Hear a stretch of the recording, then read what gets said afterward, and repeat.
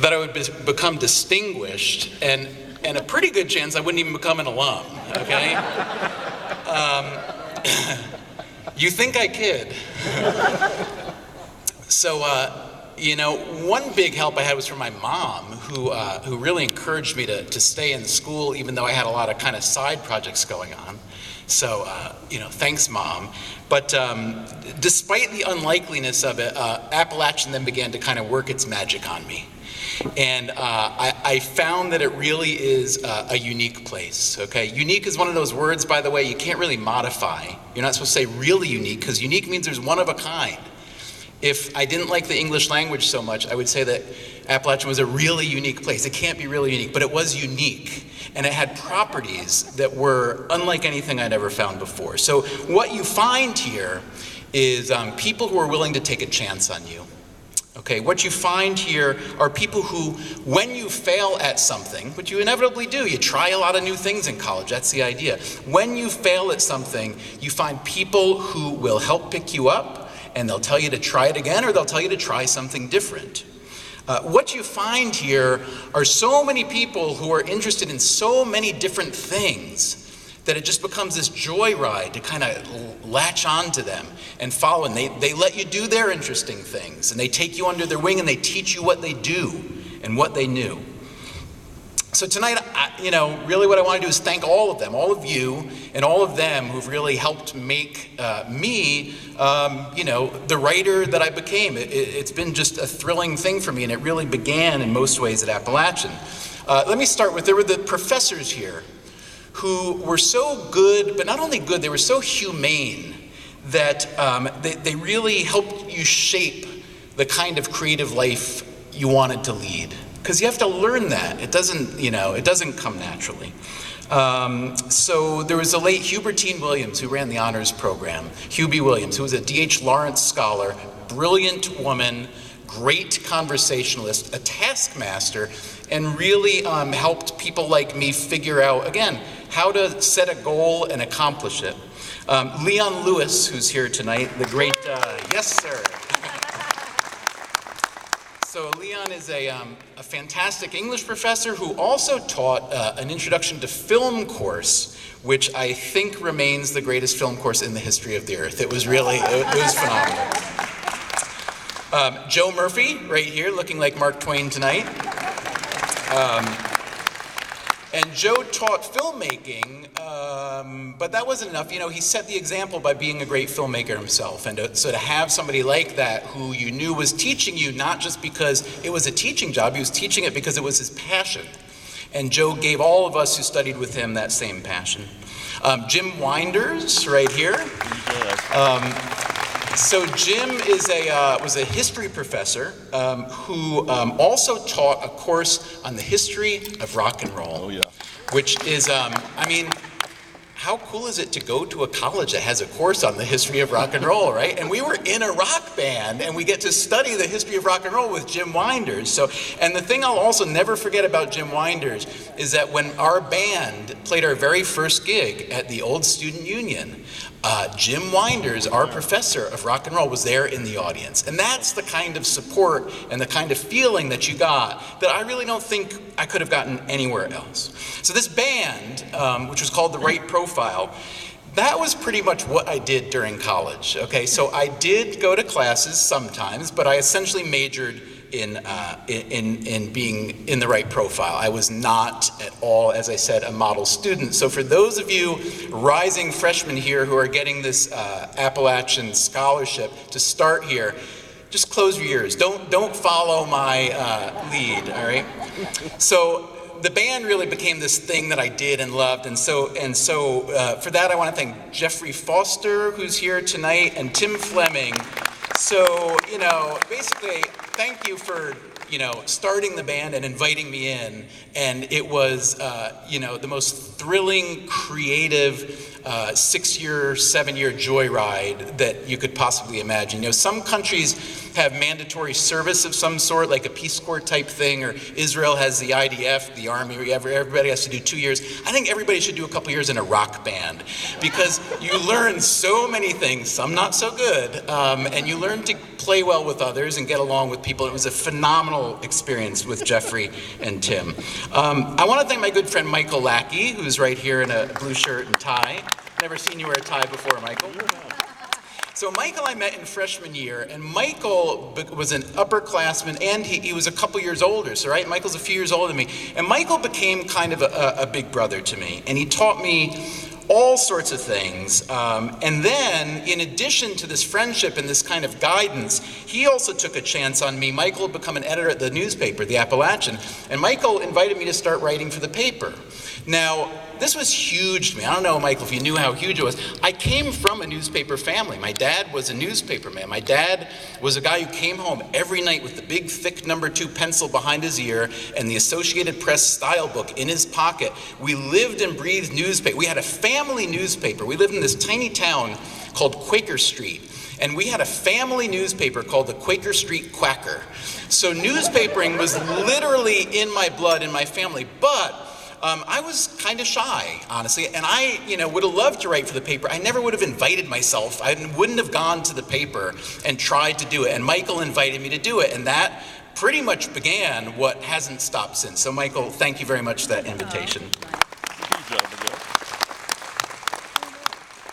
One thing I've loved about Appalachian is the atmosphere. It's not only an atmosphere that's friendly, but it's conducive to friendship. And there's a lot that goes into that. I had great friends here, and creative friends, and wonderful and amazing and hardworking, who did a lot of interesting things, and a bunch of, I still can't believe you guys came tonight. So here's the thing. I found out I got this award, and I was very flattered and thrilled, and I was told that I could invite some people back. And I thought, I can't write to my friends and say, would you like to come see me get an award? It just seems weird, right?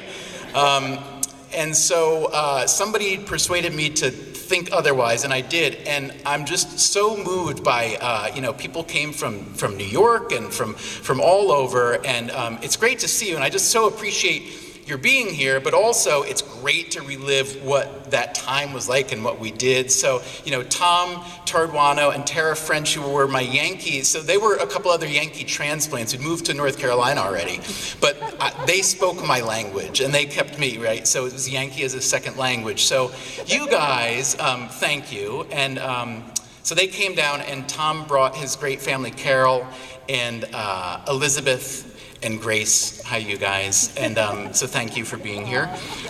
Linda Mallon and Mike Friedel, now known as Linda Friedel, are here tonight. Thank you guys very much.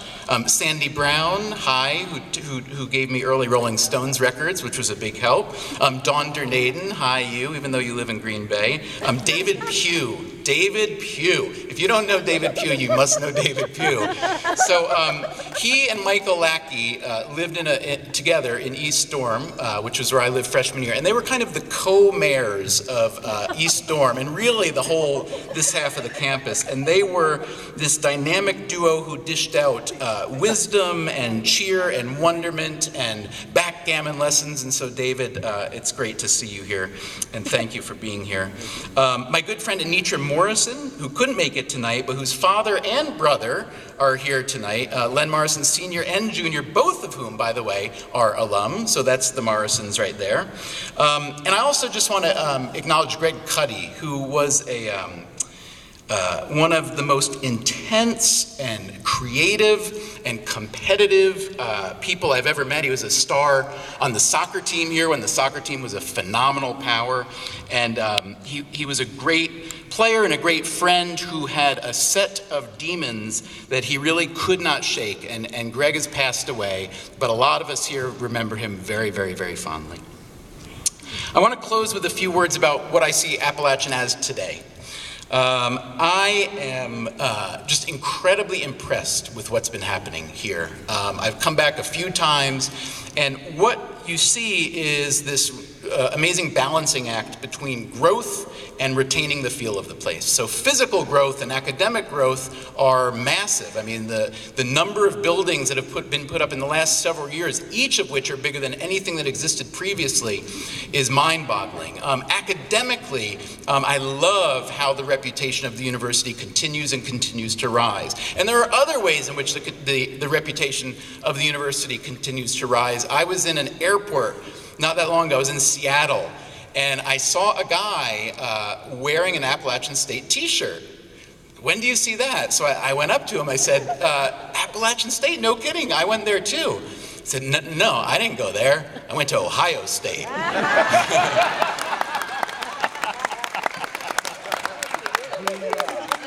Yeah, so it's, you know, it's good to be known for whatever you are known for, and so we'll take it. So, like I said, I love the balance that's been accomplished of the growth and maintaining the atmosphere that I loved when I was here, which was a friendly and safe and creative atmosphere that I still feel very much here when I visit. I'd like to just thank the incredibly good production team who came to New York and I got to hang out with, who made this video: Megan, Troy, Marie, Garrett, and Glenn. I'd like to thank Johnny Burleson for always making me feel a part of the family here. And I especially want to thank Ken Peacock. So I really cannot imagine a chancellor who is better suited to Appalachian at this moment in time. He's got boundless energy and enthusiasm that rubs off on everybody. I know that the success of Appalachian over the past many years is attributable to a lot of people and a lot of hard work, but at the top, Ken really sets the tone every day, and he executes every day. I also have to tell you one last story with which I'll conclude, that Ken Peacock is also a very, very persuasive fellow, all right? So let me explain. When I was a kid, I thought that being on TV would be so awesome. It's just like that magic little glass box. If I could ever get on TV, that would just be so cool. And I didn't think it would ever happen. And finally, as a result of writing Freakonomics, I got on TV. I would get invited to go on these shows and stuff, and it was mostly not that much fun. It's nerve-wracking, but it was exciting for my kids to see me on TV at home. And the biggest benefit of how this all turned out, I thought, was getting to go on TV and have my kids and family see me and stuff like that. But my actual favorite thing about going on TV was every time there was an appearance scheduled, the night before, I would get an email or a phone call from Ken Peacock, and he'd say, Stephen, he'd say, I'm wishing you well tomorrow, and by the way, would it kill you to put on a black and gold necktie when you're on TV? Right? Am I right? We've had this conversation about 100 times now. Now here's the thing, as you can see, I am not really a necktie kind of guy, all right? But tonight, in honor of Ken, and to thank you and Appalachian, everybody who came here, I got it going on right now. Oh, yeah. You are the man.